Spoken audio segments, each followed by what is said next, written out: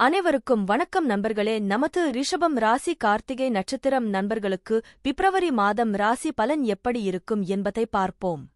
ராகு பகவான் தற்பொழுது உங்களது 10ஆம் வீடான தொழில் மற்றும் கர்மாஸ்தானத்தில் அமர்ந்து உள்ளார். 10வது வீட்டில் ராகு பொதுவாக தொழில் வெற்றிக்கான வலுவான உந்துதலைக் குறிக்கிறது. குறிப்பிடத்தக்க புகழ் மற்றும் அங்கீகாரத்திற்கான சாத்தியம் மற்றும் பெரிய அளவிலான செல்வாக்கு அல்லது பொது வெளிப்பாட்டை உள்ளடக்கிய துறைகளில் சிறந்து விளங்கும் போக்கு பெரும்பாலும் ஒருவரின் தேர்ந்தெடுக்கப்பட்ட தொழிலில் முக்கிய பதவிக்கு வழிவகுக்கும். இருப்பினும் இது பணி நெறிமுறைகள், வெறித்தனமான லட்சியம் மற்றும் சம்பந்தப்பட்ட அம்சங்களைப் பொறுத்து நெறிமுறை இக்கட்டான சூழ்நிலைகளுக்கு செல்ல வேண்டிய அவசியம் தொடர்பான சவால் களையும் வெளிப்படுத்தலாம். 10ஆம் வீட்டில் ராகு பற்றிய முக்கிய புள்ளிகள். தொழில் லட்சியம். இந்த வேலை வாய்ப்பு பெரும்பாலும் ஒருவரின் தொழில் வாழ்க்கையில் உச்சத்தை அடைவதற்கான வலுவான விருப்பத்தை குறிக்கிறது. சக்தி மற்றும் அங்கீகாரத்தை அடைவதற்கான இடைவிடாத உந்துதல். பொது படம். 10ஆம் வீட்டில் ராகு உள்ள நபர்கள் பொது பார்வையில் தங்களைக் காணலாம். அவர்களின் வேலையின் மூலம் புகழ் பெறலாம். வழக்கத்திற்கு மாறான பாதைகள். அவர்கள் வழக்கத்திற்கு மாறான அல்லது தனித்துவமான வாழ்க்கைப் பாதைகளுக்கு ஈர்க்கப்படலாம். இது வெளிநாட்டு தொடர்புகள் அல்லது வளர்ந்து வரும் துறைகளை உள்ளடக்கியது. சவால்கள் மற்றும் சிக்கல்கள். வெற்றிக்கான சாத்தியம் அதிகமாக இருந்தாலும் ராகுவின் செல்வாக்கு அதிக லட்சியம், வேலை தொடர்பான மன அழுத்தம் மற்றும் இலக்குகளைப் பின்தொடர்வதில் சாத்தியமான நெறிமுறை சங்கடங்களுக்கு வழிவகுக்கும். 10ஆம் வீட்டில் ராகுவுக்கு சாத்தியமான தொழில்துறைகள். ஊடகம் மற்றும் பொழுதுபோக்கு, அரசியல், தொழில்நுட்பம் மற்றும் மென்பொருள் மேம்பாடு, சர்வதேச வணிகம் மற்றும் சமூக செயல்பாடு. தற்பொழுது கேது பகவான் உங்களது 4ஆம் வீடான சுக மற்றும் தயார் வண்டி வாகன ஸ்தானத்தில் அமர்ந்து உள்ளார். 4வது வீட்டில் கேது இடம் பெற்றிருப்பது பொதுவாக வீடு, குடும்பம் மற்றும் தாய் தொடர்பான சாத்தியமான சவால்களைக் குறிக்கிறது. இது பெரும்பாலும் பற்றின்மை அல்லது உள்நாட்டுக் கோலத்தில் உறுதியற்ற தன்மையைக் குறிக்கிறது. இது அடிக்கடி நகர்வுகள், இறுக்கமான தாய்குழந்தை உறவுகள் அல்லது வலுவான பற்றாக்குறை ஆகியவற்றைக் குறிக்கிறது. ஒருவரின் சொந்த இடத்தில் வேர்கள். இருப்பினும் குறிப்பிட்ட விளைவுகள் கேது இருக்கும் ராசி மற்றும் அட்டவணையில் உள்ள மற்ற கிரகங்களிலிருந்து பெரும் அம்சங்களைப் பொறுத்தது. 4வது வீட்டில் கேதுவைப் பற்றிய முக்கிய புள்ளிகள். குடும்ப இயக்கவியல். ஆரம்பகால பிரிவினை, புவியியல் தூரம் அல்லது உணர்ச்சிபூர்வப் பற்றின்மை காரணமாக தாயுடன் ஓரளவு தொலைதூர அல்லது சிக்கலான உறவைக் குறிக்கலாம். வீட்டில் உறுதியற்ற தன்மை. பூர்வீகம் அடிக்கடி வசிப்பிடத்தில் மாற்றங்கள், நிலையான வீட்டைக் கண்டுபிடிப்பதில் சிரமம் அல்லது தங்கள் குடும்பச் சூழலில் சொந்தமில்லை என்ற உணர்வுகளை அனுபவிக்கலாம். உணர்ச்சிப் பற்றின்மை. பற்றின்மையை நோக்கிய கேதுவின் போக்கு குடும்பத்திற்குள் உணர்ச்சி ரீதியான தொடர்பின் பற்றாக்குறையாக வெளிப்படும். ஆழமான உணர்ச்சிகளை வெளிப்படுத்துவது சவாலானது. ஆன்மீக நாட்டம். ஒரு நேர்மறையான குறிப்பில் 4வது வீட்டில் கேது ஒரு வலுவான ஆன்மீக ஆர்வத்திற்கு வழிவகுக்கும். பொருள் உடைமைகள் மற்றும் குடும்ப உறவுகளுக்கு அப்பால் ஆழமான அர்த்தத்தைத் தேடுகிறது. பயணம் மற்றும் இடமாற்றம். இந்த வேலை வாய்ப்பு, தொழில் வாய்ப்புகள் அல்லது புதிய சூழல்களை ஆராய வேண்டியதன் காரணமாக வீட்டிலிருந்து வெகுதூரம் பயணம் செய்வதற்கான வலுவான விருப்பத்தைக் குறிக்கலாம். குரு 2ஆம் வீட்டில் இருந்தால் அது பொதுவாக மிகவும் அதிர்ஷ்டசாலி மற்றும் சக்திவாய்ந்த இடமாகக் கருதப்படுகிறது. இது செல்வத்தையும் ஆதரவான குடும்ப வாழ்க்கையையும் சிறந்த பேச்சையும் தருகிறது. பூர்வீகவாசிகள் பெரும்பாலும் குறிப்பிடத்தக்க செல்வம், நிதி செழிப்பு மற்றும் பொருள் சொத்துக்களால் ஆசிர்வதிக்கப்படுகிறார்கள். சில சமயங்களில் ஆதரவான குடும்பத்திடமிருந்து அல்லது பரம்பரை மூலம். அவர்கள் இயற்கையான திறனையும் பணத்தை நிர்வகிப்பதற்கும் குவிப்பதற்கும் நல்ல உள்ளுணர்வையும் கொண்டுள்ளனர், பெரும்பாலும் நெறிமுறை வழிமுறைகள் மூலம்.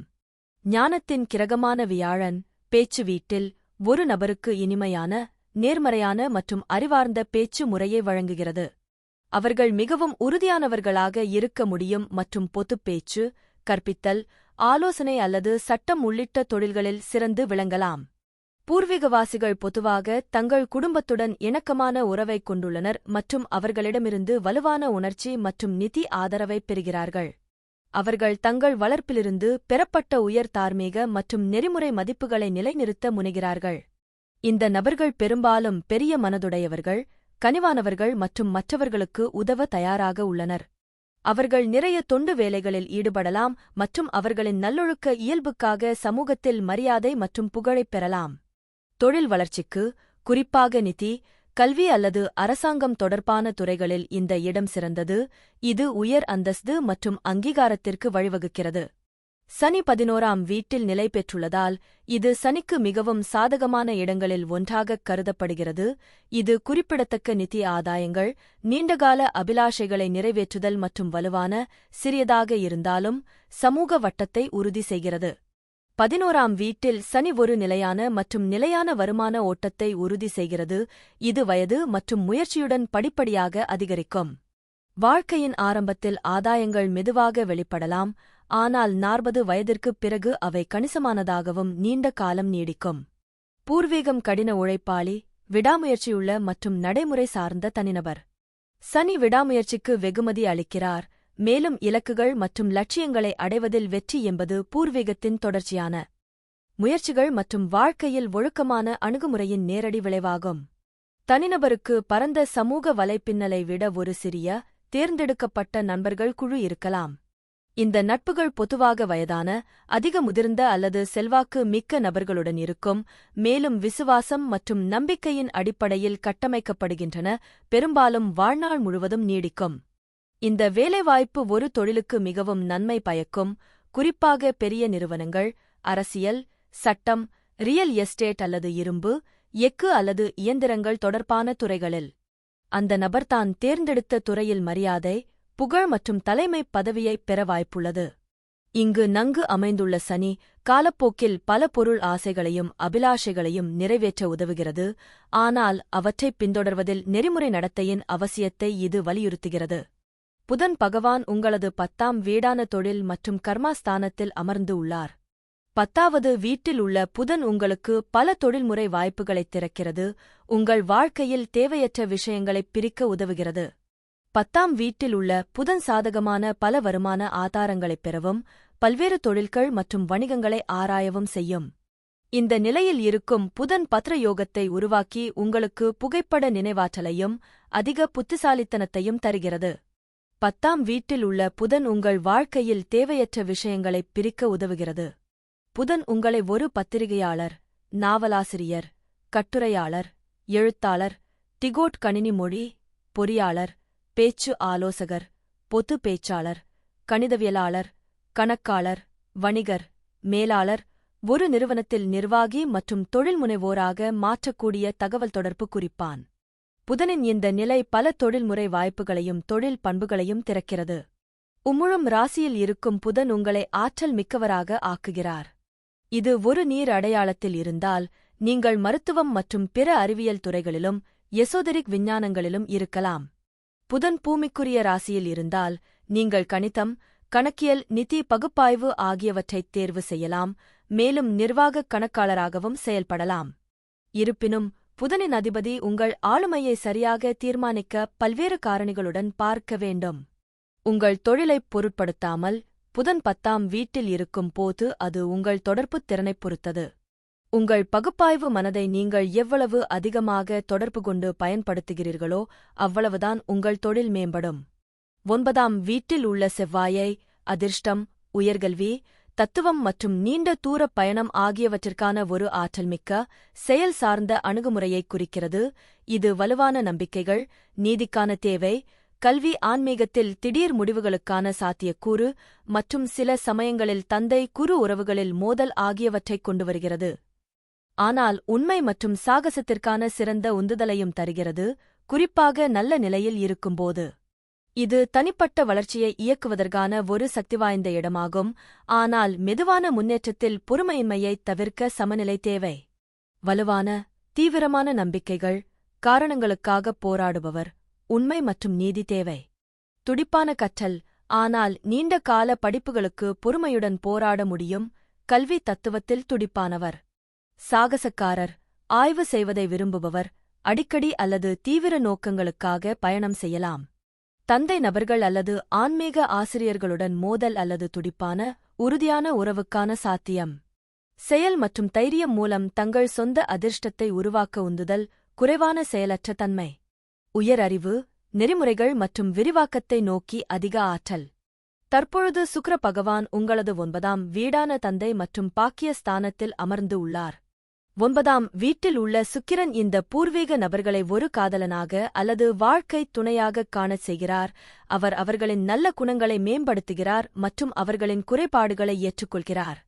9ஆம் வீட்டில் சுக்கிரன் இருக்கும் பூர்வீகவாசிகள் ஒருவரை ஆழமாக நேசிக்கவும் பதிலுக்கு ஆழமாக நேசிக்கப்படவும் பயப்படக்கூடாது. அவர்கள் ஒருவருடன் இருந்தால் அவர்கள் தங்கள் வாழ்க்கையை முழுவதுமாக மாற்ற வேண்டும் என்று அர்த்தமல்ல. இந்த பூர்வீகவாசிகள் தாங்கள் செய்து வந்த காரியங்களை தொடர்ந்து செய்யலாம். இந்த பூர்வீகவாசிகள் நீண்ட தூர உறவுகளைப் பேணுவதில் வல்லவர்கள். அவர்கள் சாகச ஆர்வமும் கொண்டவர்கள் மற்றும் உலகின் பல்வேறு பகுதிகளை ஆராய்கின்றனர். இருப்பினும் அவர்கள் தங்கள் சாகச உணர்வை வெகுதூரம் கொண்டு செல்லக்கூடாது.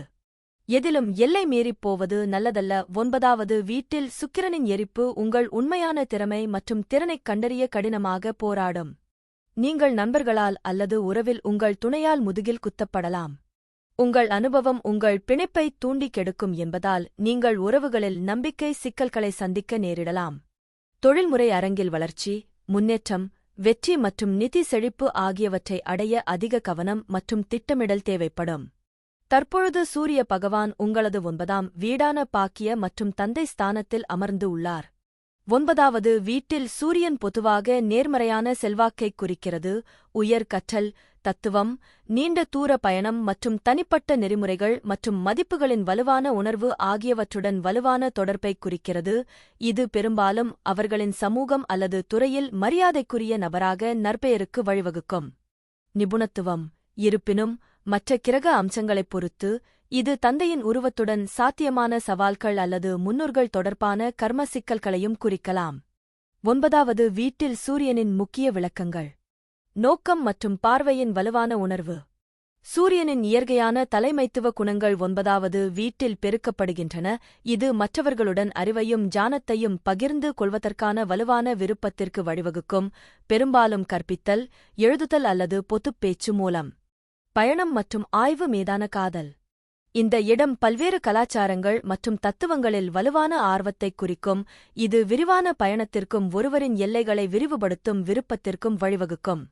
நெறிமுறைகள் மற்றும் தார்மீகத்தின் மீது உயர்ந்த மரியாதை. 9வது வீட்டில் சூரியனின் செல்வாக்கு ஒரு வலுவான நெறிமுறைக் குறியீட்டையும் சரியானதைச் செய்வதற்கான அர்ப்பணிப்பையும் வளர்க்கும். கல்வி வெற்றிக்கான சாத்தியம். இந்த வேலை வாய்ப்பு உள்ள நபர்கள் உயர் கல்வியில், குறிப்பாக தத்துவம், மதம் அல்லது ஆன்மீகம் தொடர்பான துறைகளில் சிறந்து விளங்கலாம். தந்தை உருவத்துடன் உறவு. மற்ற கிரக அம்சங்களைப் பொறுத்து 9வது வீட்டில் சூரியன் தந்தையுடனான ஒரு சிக்கலான உறவைக் குறிக்கலாம். இது ஒரு வலுவான தந்தை உருவத்தை அல்லது தந்தை குழந்தை இயக்கத்தில் உள்ள சவால்களைக் குறிக்கும்.